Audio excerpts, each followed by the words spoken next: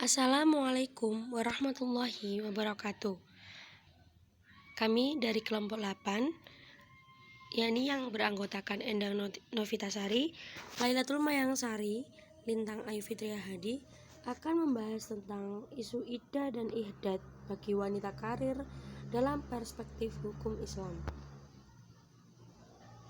Sebelumnya, isu iddah dan ihdad bagi wanita karir dalam perspektif hukum Islam terbagi menjadi 5 pembahasan, yakni pertama, perempuan karir dalam perspektif Islam; kedua, yakni pengertian dan ketentuan iddah dan ihdad; yang ketiga, yakni hikmah tasyri' iddah dan ihdad; yang keempat, yakni ketentuan iddah dan ihdad dalam kompilasi hukum Islam; dan yang terakhir adalah analisis hukum Islam terhadap iddah dan ihdad wanita karir di era modern.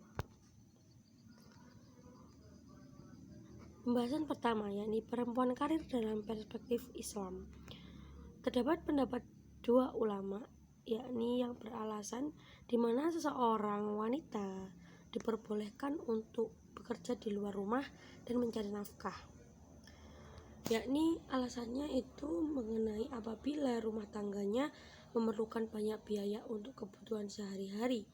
Dan di sini memang ditunjukkan jika wanita diperbolehkan untuk bekerja apabila memang dalam suatu keluarga membutuhkan kebutuhan ekonomi yang sangat dibutuhkan. Jadi yang mengharuskan seorang wanita untuk bekerja. Karena pada sejatinya yang mencari nafkah adalah seorang pria atau laki-laki atau suami.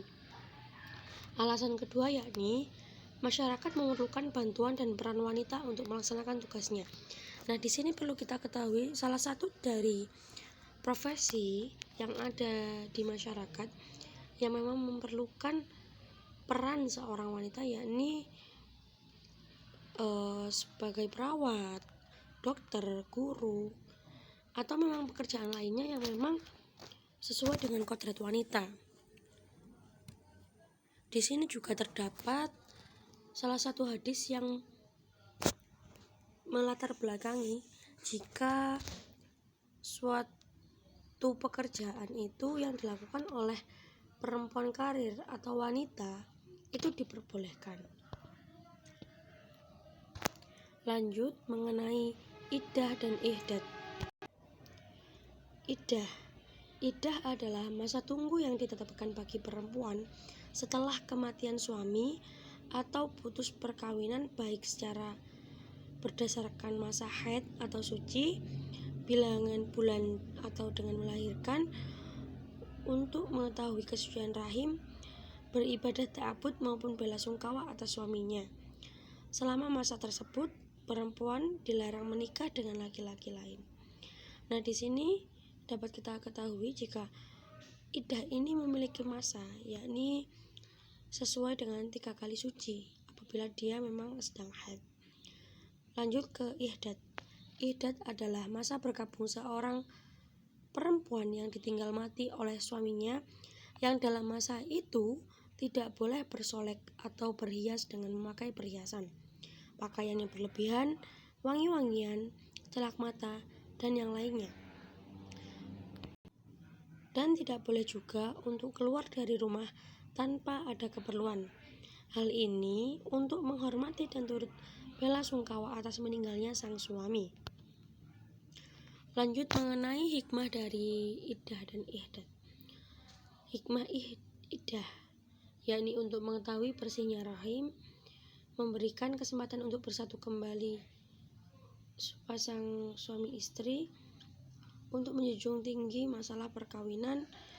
Kebaikan perkawinan tidak dapat terwujud sebelum kedua suami istri hidup lama dalam ikatan akadnya karena ibadah atau ta'abudi.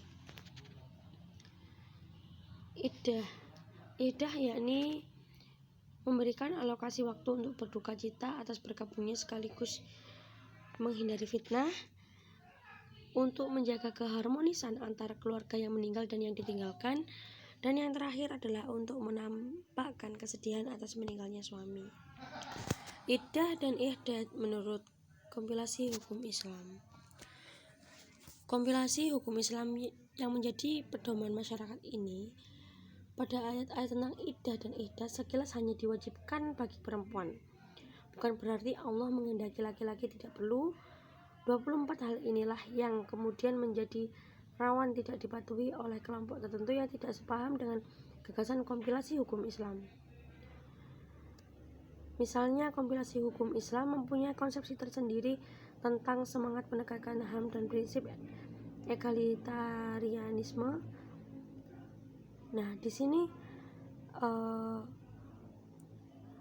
dibuktikan bahwa pada pasal 88 ayat 7 masa iddah seorang duda ditentukan sebagai berikut, yakni pertama, apabila perkawinan putus karena kematian,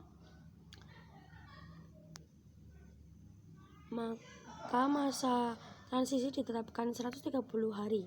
Kedua, apabila perkawinan putus karena perceraian, masa transisi ditetapkan mengikuti masa transisi masa istri. Ketentuan bergabung juga diatur untuk kedua belah pihak dilaksanakan menurut kepantasan dan kewajaran. Jika dengan cara menghinaan dan merendahkan diri sendiri, paling pokok selama masa iddah, suami dan istri yang ditinggalkan boleh melakukan kegiatan mencari nafkah dan bekerja di luar rumah. Penilaian atas subjektif iddah dan ihdat yang ada di dalam KHI mengakibatkan fleksibilitas pemberlakuannya dalam suatu masyarakat sesuai kondisi sosial budaya yang berlaku di dalamnya, sesuai dengan situasi pihak yang menjalankannya, karena pada prakteknya latar belakang kehidupan termasuk pendidikan, ekonomi, dan sosial budaya setiap masyarakat cenderung berbeda-beda. Terima kasih. Mohon maaf apabila ada salah-salah kata dari presentasi kelompok 8. Kurang lebihnya saya mohon maaf. Wallahul muwaffiq ila aqwamit thoriq. Wassalamualaikum warahmatullahi wabarakatuh.